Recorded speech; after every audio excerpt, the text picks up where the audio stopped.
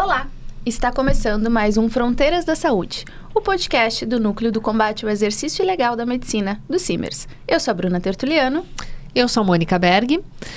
E nós aqui no podcast Fronteiras da Saúde, nós falamos sobre a medicina e as outras profissões que estão em conjunto com a medicina. Aquelas que fazem limite, aquelas que fazem parcerias. E hoje a gente vai conversar com duas parcerias bem importantes dentro da medicina e da fisioterapia. Já deu spoiler. Dei spoiler. Vamos hoje, então, chamar um fisioterapeuta e uma fisiatra para conversar com a gente sobre essa fronteira, esse limite, essa multidisciplinariedade. Doutora Patrícia Zamboni, muito prazer. E doutor Bruno Fracasso, sejam bem-vindos. Obrigada. Obrigado, é um prazer estar aqui com vocês. Então tá. Patrícia, vamos começar contigo. Primeiro as damas. Muitas pessoas não sabem exatamente o que a especialidade fisiatria faz. Tu consegue destrinchar pra gente um pouquinho as tuas especialidades, o teu caminho até aqui e a tua área de atuação? Sim. Bom, é comum, né, que os pacientes não saibam exatamente o que o fisiatra faz, a diferença de fisioterapeuta e fisiatra. É uma especialidade relativamente pouco conhecida em relação às outras especialidades, né, da medicina, tipo cardiologia, que é super tradicional. A nossa especialidade, ela nasceu da demanda lá da Segunda Guerra Mundial, onde os pacientes ficavam sequelados e não tinham, né, os soldados de guerra ficavam sequelados e não tinham pessoas para lidar com aquele público. Então, dali começou o nascimento do médico fisiatra como médico do grande incapacitado, né? E ao longo dos anos, então, ela foi se desdobrando. No Brasil, uma especialidade reconhecida relativamente recente, foi por volta ali dos anos 50, né? Que foi reconhecida como especialidade médica, teve toda uma luta nesse sentido. Né, o nome da nossa especialidade é Medicina Física e Reabilitação. E nós somos, então, médicos fisiatras, né? Ou médicos reabilitadores, mas existem outras especialidades que também podem reabilitar dentro da medicina, né? Então, é melhor a gente ser chamado de médico fisiatra, mas a especialidade é medicina física e reabilitação. Então, quem é que a gente trata? A gente pode tratar qualquer pessoa que precise de algum nível de reabilitação. Eu posso atender um bebê, como posso atender um paciente idoso, posso atender homem, mulher, né? E aí a gente se limita ao aparelho músculo-esquelético que necessita de reabilitação. Então, a minha área de atuação, onde tem músculo, onde tem sistema locomotor, eu posso atuar. Então, eu posso intervir na face do paciente, posso cuidar de uma dor facial, posso cuidar de outras questões, enfim, né? Então, o sistema, se a gente fosse determinar, eu acho que é o sistema músculo-esquelético, que é o que manda a área de atuação do fisiatra.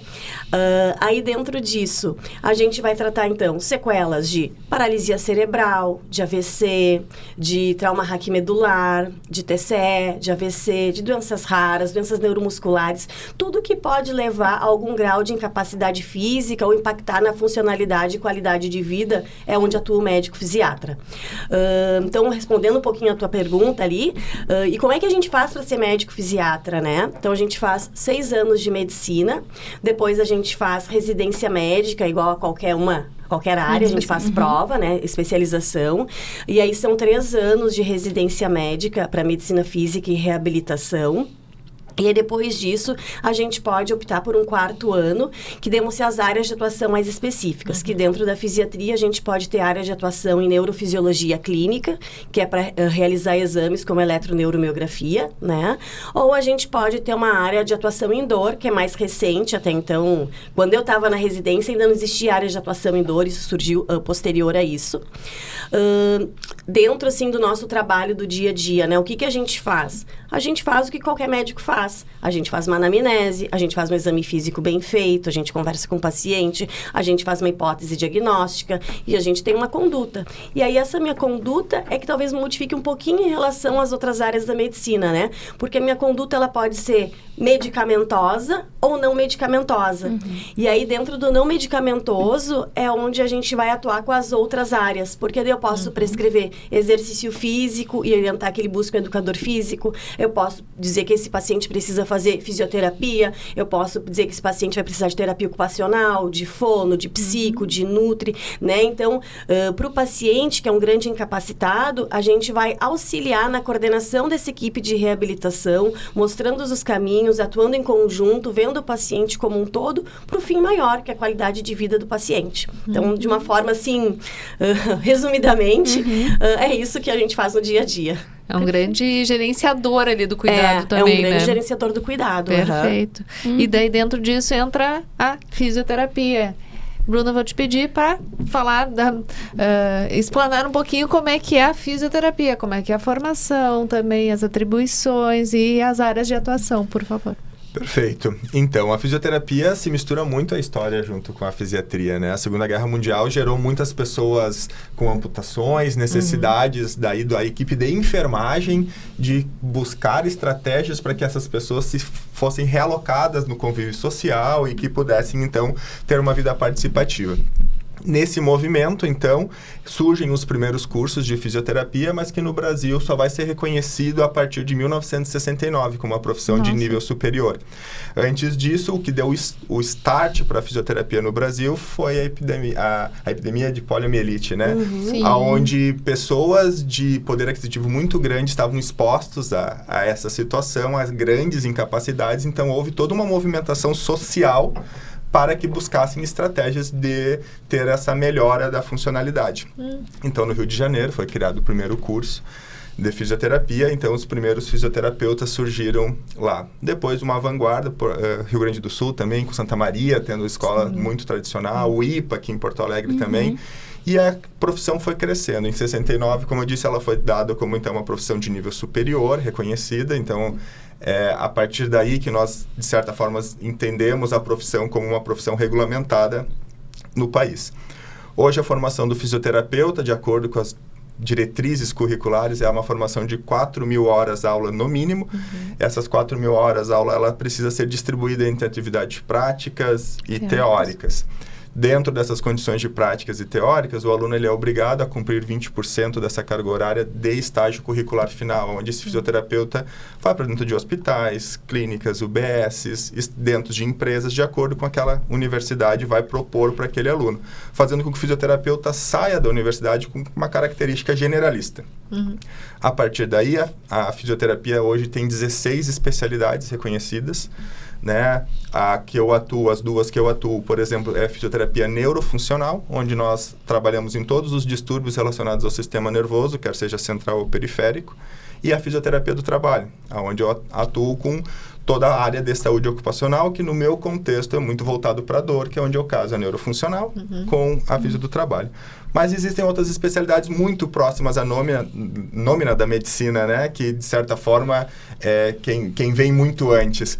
Então, a fisioterapia reumatológica, fisioterapia traumato-ortopédica, fisioterapia do esporte, né? Fisioterapia na saúde da mulher, fisioterapia oncológica, fisioterapia em terapia intensiva, e assim vai das suas 16. Nesse contexto, o que eu gosto de explicar para os meus pacientes, para deixar claro, é que se existe algum sistema, algum tecido, algum órgão que tenha uma perda de função, pode existir um fisioterapeuta especializado na reabilitação desse funcionamento. A gente pode, por exemplo, trazer um paciente com uma doença pulmonar que não está conseguindo ter a sua respiração plena. Existe um fisioterapeuta pneumofuncional. Existe um paciente que fez uma cirurgia de revascularização do miocárdio, né? Fez a famosa ponte de safena. Existe um fisioterapeuta especializado em fisioterapia cardiovascular. Então, todo esse processo de reabilitar o indivíduo com técnicas específicas da profissão é o que o fisioterapeuta vai atuar. Dentro das nossas regulamentações, fica muito forte dito que o fisioterapeuta usa de recursos físicos. A doutora Patrícia falou, né, da parte da fisiatria onde trabalha com a medicação e tratamento não farmacológico. A fisioterapia trabalha com não farmacológico. Então, todo o uso de recursos físicos são a constituinte da nossa atuação. Quer seja um movimento, daí dentro do movimento nós vamos trabalhar reforço muscular, ganho de amplitude de movimento, quer seja aspectos que a gente chama de eletro, termo, fototerapêuticos, então o uso do laser, o uso do famoso choquinho e todas as suas características, usos de recursos hídricos, né? A fisioterapia, né? A hidroterapia, onde a gente vai trabalhar todas as características físicas da água, como, por exemplo, a temperatura. Por que tem que ser em torno de 33 graus? A piscina não pode estar 20 graus ou 26 graus para fazer a reabilitação. Existe um porquê. O uso do empuxo, o uso da coluna d'água, enfim. A gente estuda física. Tanto é que eu falo para os meus alunos, quando a gente está na graduação, nas cadeiras iniciais, eu pergunto, quem gosta de física? A maioria que entra na área da saúde não gosta muito. E eu falo, olha, gente, fisioterapia é física, porque você tem que entender de circuito elétrico. Porque quando a gente vai pegar um aparelho, o famoso choquinho, nós vamos ter que dosar frequência, pulso, né, intensidade, saber o que é miliampere, o que é volts, o que é hertz, o que é microsegundos, enfim. Então, a fisioterapia é isso. Ela é usar recursos físicos para reabilitar um indivíduo em todos os seus distúrbios ou disfunções do sistema, quer seja musculoesquelético, neurológico, cardiológico e todos que compõem o indivíduo. Olha, nesses primeiros 5 minutos eu já aprendi tanto. Exato. Assim, nossa, Já veio a história, aqui. já aprendi muito. Parabéns pelas informações. Impressionada. E a diferença, a principal diferença entre a função do fisiatra e do fisioterapeuta? Como é que a gente pode desenhar isso para um público um pouco mais leigo? Eu acho que a primeira é a formação, né? A doutora Patrícia falou, ela tem 6 anos de medicina, mais 3 anos ou 4 de residência. Eu sou fisioterapeuta, eu tenho 5 anos de estudo de fisioterapia, mas as minhas especializações é em fisioterapia. Então, o conhecimento base nosso, ele é distinto. Senão nós não teríamos uma carga horária gigantesca de estudos Claro. de forma diferente. Né? Exato. Sim. E eu não sei se a gente conseguiria explicar de uma forma mais tangível isso, né? Eu acho que tu explicou super bem já, colocando, né, essa diferença básica. Mas, assim, como médico, eu vejo, digamos assim, de uma forma um pouco mais ampla, né? E tem um pedacinho de mim que faz uma conexão com a fisioterapia, que é o pedacinho de mim que foi para medicina física e reabilitação. Mas quando o paciente chega na minha frente, bom, eu posso conversar com ele sobre uma série de coisas, sobre controle do diabetes, da pressão, enfim, a gente pode, né, esmiuçar como um médico generalista, digamos assim, né? Eu posso ir para qualquer área, porque eu tenho essa abrangência nesse sentido. Eu vou fazer um diagnóstico nosológico para esse paciente, eu posso pedir exames complementares que façam sentido para minha hipótese diagnóstica. Aí na conduta a gente pode fazer medicamentosa via oral ou procedimentos invasivos, né? Porque essa é a habilidade que nos dá. E digamos assim, eu posso usar a fisioterapia, por exemplo, né, nesse sentido, e o fisioterapeuta, ele vai executar aquilo que eu pedi como objetivo, né? Eu não sei o que vou prescrever para o fisioterapeuta, se ele tem que usar o ultrassom, 0,5 watts, ou se vai ser o laser, se vai ser o TENS. Eu trabalho com objetivos, né? Olha, eu vi esse paciente e ele tem uma dor mal controlada nessa região, dessa ordem, eu encaminho para físio, pedindo, olha, esse paciente precisa, no primeiro momento, de analgesia, tirar a dor, ele precisa de reforço muscular, porque identifiquei que está fraco. O Bruno é que vai definir se ele vai fazer analgesia por ultrassom, por TENS, ele que estudou para isso, que tem amplo conhecimento para isso, vai se aprofundar nesse sentido, se ele vai começar com esse paciente com exercício isométrico ou não, se vai ser cadeia aberta, cadeia fechada, aí vai ser tudo com ele, essa progressão, essa execução. Então, se a gente fosse tentar assim, eu acho que o fisioterapeuta é o grande executor dos objetivos que o médico tem com aquele paciente, assim, tentando resumir, não sei, né? Não quero ser tão fechado. Minimalista, mas... Eu... Complementei. Como fisioterapeuta, fica mais difícil eu trabalhar com esse olhar, porque o fisioterapeuta, como um profissional de saúde regulamentado, ele tem autonomia para determinar os objetivos, né? Ele é um profissional também de primeiro contato. Inclusive, é comum o fisioterapeuta atender um paciente que não esteja acompanhado por um outro profissional qualquer de saúde. Eu ia perguntar isso. É possível? A Sim. pessoa ir direto no fisioterapeuta Sim, consultar? Exato, por ser um profissional de primeiro contato. Agora, olhando sobre o olhar do fisioterapeuta, para ele se diferenciar do fisiatra, eu identifico no meu paciente as principais características de disfuncionalidade, de incapacidades. Geralmente, para a gente simplificar, eu vou ver questões relacionadas ao movimento, questões relacionadas à sensibilidade e questões relacionadas a características ali musculares. Então, eu vou avaliar a força, vou avaliar a resistência, vou avaliar a flexibilidade, vou avaliar o arco de movimento do paciente, vou avaliar os aspectos de sensibilidade. Às vezes pode ser só a dor, ou num contexto maior, todos os aspectos de sensibilidade. No momento em que eu identifico em que os meus recursos são insuficientes para tratar esse paciente, ou que esse paciente precisa de um olhar de um outro profissional, eu faço um encaminhamento. E daí o meu encaminhamento vai ser para ao médico fisiatra, para que ele tenha esse olhar médico sobre esse paciente. É uma linha muito tênue, porque eu tenho a autonomia para determinar. Mas quando esse paciente ele já passa por um profissional médico e chega para mim com esse olhar completo, né, com todo esse histórico levantado, eu tenho meio caminho andado, porque eu já sei que ele está sendo muito bem assistido. Agora, quando ele chega para mim sem esse acompanhamento, eu preciso entender que eu estou partindo do zero, sem um histórico pregresso de uma investigação mais aprofundada de outras condições que podem ser, porque uma dor no ombro pode ser inúmeras coisas. Sim. Pode ser uma cervical, pode ser uma... Enfim, até pode mesmo... ser nada. Tive uma situação de um paciente com dor no ombro, dor anterior no ombro, que era um câncer de mama masculino. Sim. Extremamente raro. Masculino ainda, olha só. Exato. Então, nesse sentido, sempre que o paciente ele vem acompanhado de uma forma multiprofissional, sempre o meu trabalho como fisioterapeuta vai ser, entre aspas, facilitado, porque eu tenho a tranquilidade de um olhar de outros conhecimentos, de outros profissionais, contemplando ou agregando aquele olhar que eu vou ter naquele momento. Então, é uma via de mão dupla mesmo, né? E paciente... é quase uma simbiose. Dá pra dizer. E tem que ser assim. E tem que ser assim, né? O paciente, ele é muito complexo, seja o paciente de dor crônica, seja o paciente neurológico, pra gente achar que reabilita e resolve todos os problemas do paciente sozinho, né? Não é um paciente para duas mãos, esse paciente, né? Esse paciente que a gente trata do dia a dia. Esse é um paciente para muitas mãos. Cabe físio, cabe TO, cabe fono, cabe psico, cabe nutri, cabe educador físico, cabe médico neurologista. E quanto mais gente couber nessa história, melhor. Porque o paciente aí com certeza vai ser visto na sua integralidade, vai atingir o objetivo dele e a gente vai ficar satisfeito com o resultado, né? Sim. A gente tem que lembrar que o tratamento, o acompanhamento desse paciente é centrado no paciente. Isso. Não é centrado no profissional.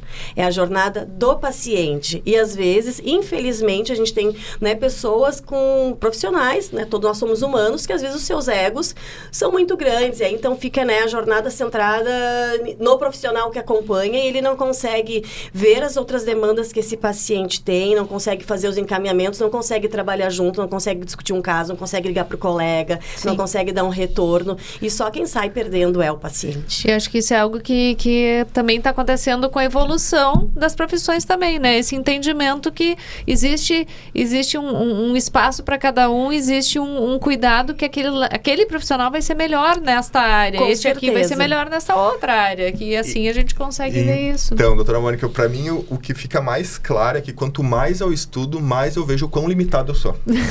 Tirou as palavras da minha boca. Eu ia dizer assim, ó, quanto mais conhecimento a gente tem, mais complexo a gente se dá conta daquilo que a gente faz e mais necessidade do outro a gente tem, né? Quando, né, enfim, pessoas com menos experiência se grudam no paciente, não encaminham e tal. Isso é inexperiência, porque quanto mais tu estuda, mais tu vai vendo, nossa, como é difícil isso que eu faço, como eu preciso do outro, como eu preciso conversar com o terapeuta que está atendendo ou com outro médico assistente, né? Então, é perfeito, leu o meu pensamento.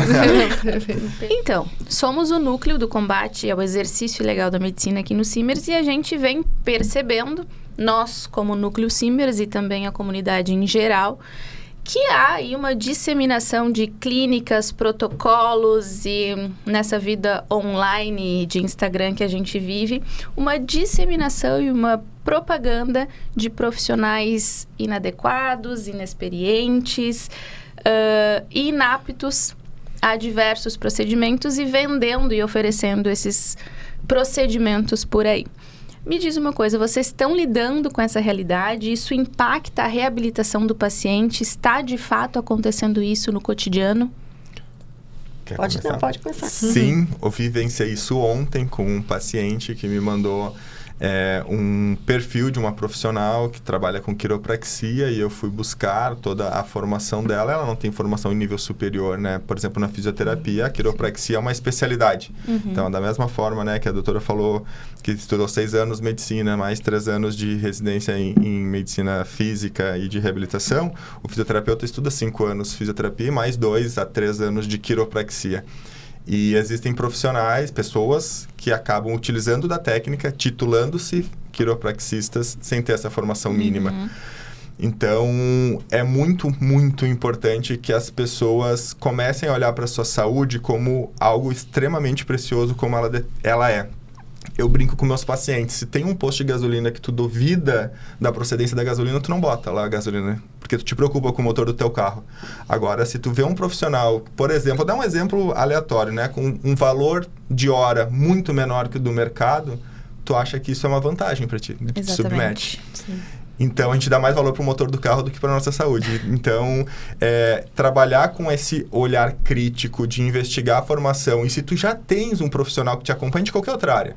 Vou dar um exemplo. A doutora Patrícia, se alguém perguntar para ela sobre o fisioterapeuta, ela vai ter indicações de bons fisioterapeutas. Se alguém me perguntar a indicação de médico, eu vou ter boas indicações de médico. Porque nós circulamos nesse meio e nós estamos em contato com esse network e com essas experiências positivas. Olha quantos profissionais maravilhosos tem e que eu posso indicar e com o maior prazer eu vou querer que o meu paciente tenha o melhor.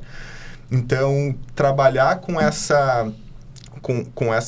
esse filtro um pouco mais apurado, parar de olhar preço e entender o que é valor e entender que a saúde é um bem precioso e que ela, de fato, qualquer coisa que nós façamos é de investimento, não é um custo, não é um gasto. Eu acho que é parte daí. E nesse contexto, existe para o paciente, ele está buscando um fisioterapeuta, ele está buscando um fisiatra, como é que ele vai conseguir separar? Lógico que tem a indicação e tal, mas daqui a pouco ele não tem com quem achar essa indicação, mas ele achou lá, até viu uma propaganda, viu um Instagram que ele achou legal. Ele consegue verificar onde a credibilidade, vamos dizer assim, mas se é efetivamente um médico, se é efetivamente um fisioterapeuta, ele consegue identificar daqui a pouco talvez a área desse médico, a área desse fisioterapeuta. Tem algum canal para a gente conseguir orientar sobre isso? Vamos começar então. Sim, né, da parte médica, o paciente ele pode entrar no site ali do CREMERS, né, do Conselho Regional de Medicina, botar o nome do médico, ver se ele tem de fato aquela especialidade que ele está buscando, né? Se botar o meu nome ali, vai aparecer que eu tenho registro em Medicina Física e Reabilitação, então eu fiz essa residência para estar ali foi reconhecida pelo Conselho Federal de Medicina, então eu não fiz nenhum curso de final de semana, né? Porque isso é importante, claro. Né? E tá cheio por aí, né? E tá cheio por aí. Uns anos atrás, fiquei sabendo até que tinha uma pós-graduação dessas faculdades, assim, aleatórias que abrem de Medicina Física e Reabilitação, Imagina. né? Então, uma residência de 3 anos, full-time, que a gente faz, né? Resumida... provavelmente sem prática e online. Isso, né? Então, enfim. Então, se a pessoa tem dúvida se aquele médico é um médico... Primeiro, você tem dúvida se é médico, já joga lá no Conselho Regional de Medicina, procura ali o nome do médico. Bom, então é médico. E aí, se ele quer ver qual a especialidade que esse médico diz que tem, olha ali o que ele é, né? Se ele é, no caso, médico fisiatra, medicina física e reabilitação, se ele vai tem aparecer. A formação, vai estar lá. Se ele tiver a formação, vai estar ali. Eu acho que ali é o primeiro passo para esse paciente se certificar. Se tiver dúvida, ainda pode buscar o canal da Associação Gaúcha de Medicina Física e Reabilitação, pode buscar o canal da Associação Brasileira de Medicina Física e Reabilitação, ver se esse médico faz parte, né? Se ele é titulado por essas sociedades, enfim. Eu acho que isso é o pré-requisito e é o básico. E hoje, com tanta informação, não dá pra pessoa ler ali do Instagram que ele, né, faz X coisas e tudo bem, né? Assim, a gente tem que cuidar um pouquinho da onde vem a informação. Se eu tô olhando no Instagram daquele profissional, seja ele médico ou não médico, é óbvio que ele vai dizer, né, que maravilhas. Então, assim, um pouquinho de dúvida, né? Tudo aquilo, assim, que promete muito, né? Milagres não existem. Não existem milagres, ainda mais em casos complexos, né? A solução do problema é do tamanho da complexidade do problema, né? Então, o problema é complexo, a solução não é simples, vai ser complexa também. Então, duvidem. Sim. A fisioterapia tem um site, algo assim? O caminho é o mesmo, né? A fisioterapia hoje, o Conselho Regional de Fisioterapia e Terapia Ocupacional, chamado de CREFITO, no Rio Grande do Sul, subestação 5. Então, você entra no site do CREFITO 5, vai buscar lá por profissionais. No momento que você coloca o nome, vai dizer, por exemplo, lá o Bruno, especialista em fisioterapia do trabalho, especialista em neuromodulação transcraniana, registro na cidade de Canoas, responsável técnico por tal clínica. Então, tem um histórico nosso que pode ser visualizado. Existe também a possibilidade de buscar dentro das associações. Se entrar, por exemplo, na Associação Brasileira de Fisioterapia Neurofuncional, você consegue buscar todos os profissionais que são associados. Vai estar lá o Bruno, cidade de Canoas, por exemplo. É muito importante a população saber que os conselhos regionais, eles têm uma atuação de fiscalização do profissional. Então, quem defende a população desses profissionais, tanto bons quanto ruins, são os conselhos. Então, para qualquer profissão regulamentada hoje, como a psico, a fono, educação física, existem os conselhos regionais dessas profissões, que o papel é esse, é fazer a fiscalização para que garanta um atendimento e uma qualidade e a segurança dos atendimentos ou da prestação de serviço para a população. Então, por vezes, a população entende que, por exemplo, vou dar um exemplo da minha profissão, né? Do CREFITO, que o CREFITO está sempre protegendo o fisioterapeuta. Eu brinco, não, na verdade, o CREFITO está sempre fiscalizando o fisioterapeuta. É o contrário. Para que nós estejamos sempre alinhados a uma prática segura com a população. Então, estejam mais próximos dos conselhos regionais. Com certeza, é o melhor caminho. Estamos terminando. Já? A conversa foi tão gostoso, tanta informação. Algo que vocês queiram deixar de recado aqui pra gente, nessa fronteira dessas duas profissões, que me trouxe muita informação hoje. Hoje foi muito. Eu traria para que as pessoas não polarizem, como está tão polarizado tudo na nossa sociedade, né? Não existe o médico que manda, o fisioterapeuta que obedece. Não existe o fisioterapeuta que manda e não cumpre nada que o médico pede. Isso é um tipo de confronto de egos que não resulta em absolutamente nada de positivo para o paciente.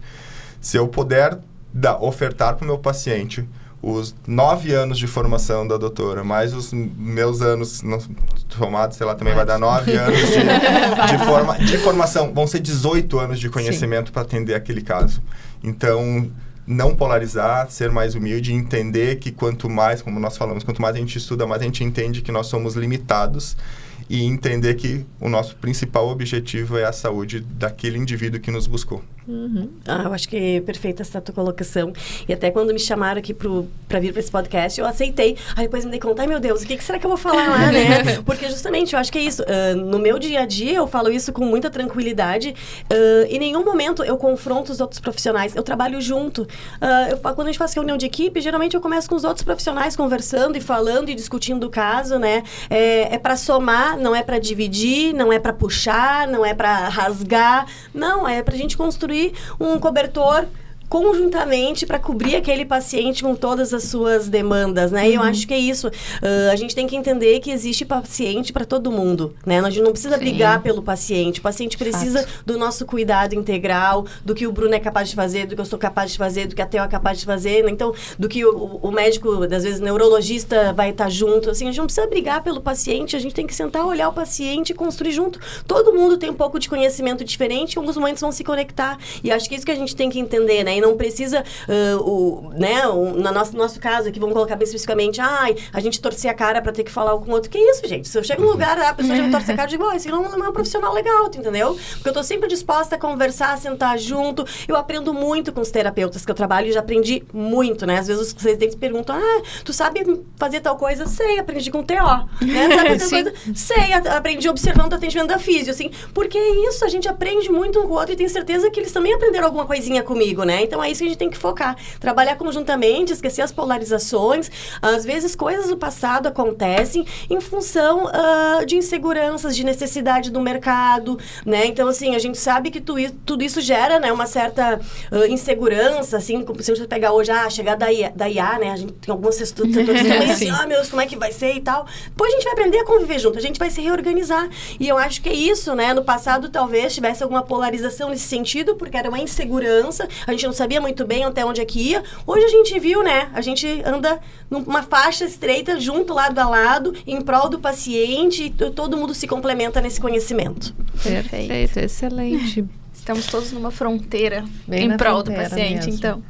Bom, como a Bruna já falou, chegando no final aqui, nós queremos entrar num quadro que nós temos aqui no nosso podcast, que nós falamos sobre livros que fizeram significado, que tiveram significado durante a formação, que tem alguma relevância, que considere especial nessa trajetória de vocês.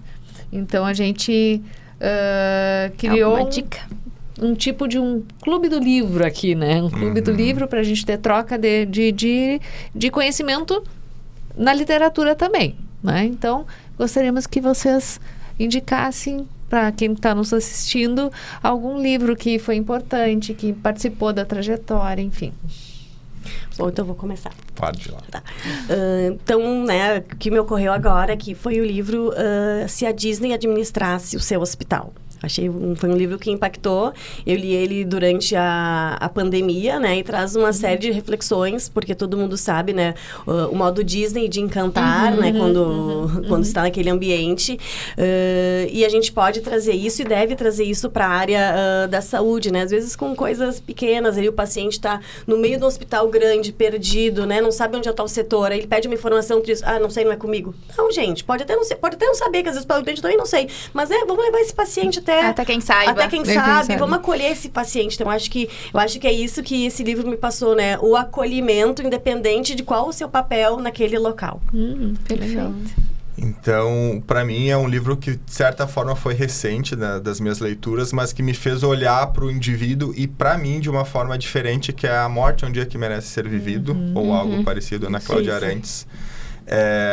Ela versa muito, ela fala sobre a morte, que no enredo, assim, para mim, o que resume muito bem é que a morte ela só é sofrida por aquela pessoa que não viveu em vida. E no momento que nós somos profissionais, que atendemos outras pessoas que estão no pior momento, o momento mais frágil das suas vidas, a gente precisa entender que a gente precisa levar para ela a vida. Não falar de doença, não falar de morte, não falar de incapacidades, e sim de todas as possibilidades, de todas as potencialidades que tem naquela pessoa.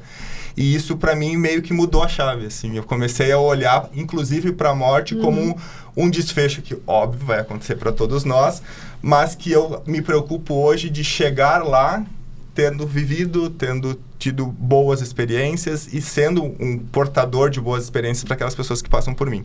Então, eu achei fantástico. Foi meio que revolucionário para mim o livro. Maravilhoso, ótimas dicas. E essa dica de livros parte do pressuposto que a gente está aqui para disseminar um pouquinho de informação sobre saúde e também um pouquinho de informação sobre vida. E nesse nosso clubinho de leituras, a gente oferece como lembrança dicas de livros que outros convidados nos deram.